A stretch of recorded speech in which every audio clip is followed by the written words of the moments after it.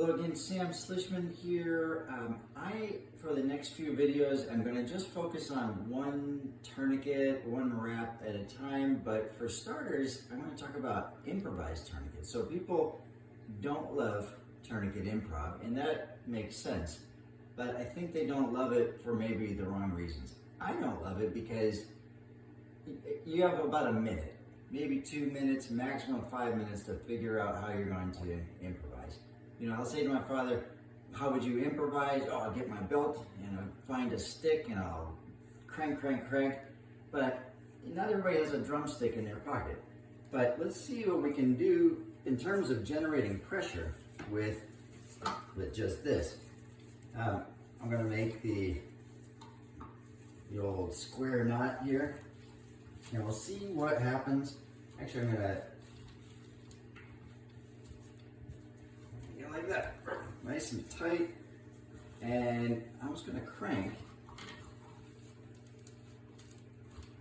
And the pressure goes through the roof. It's very high. I can make this go as high as a cat, as high as any other tourniquet out there. But here's another catch.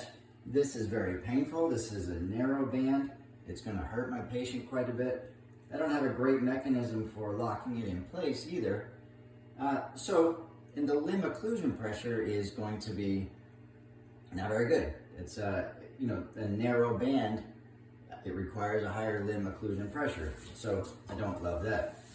So there are many reasons that using an improvised stick and belt are not good, but it's not because you can't generate high pressures. I'm going to show you with a wider belt what it looks like.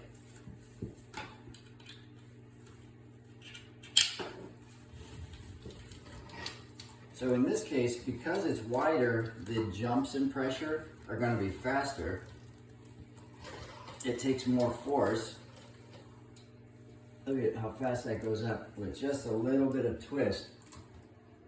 So you can get very, very high pressures with a wide belt and a long stick.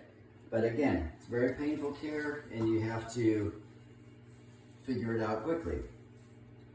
Anyway, I don't recommend improvised tourniquets, but if you're going to improvise, you want to have a very rigid stick, long and wider, and then you will have lower limb occlusion pressure and it might feel slightly better for your patient.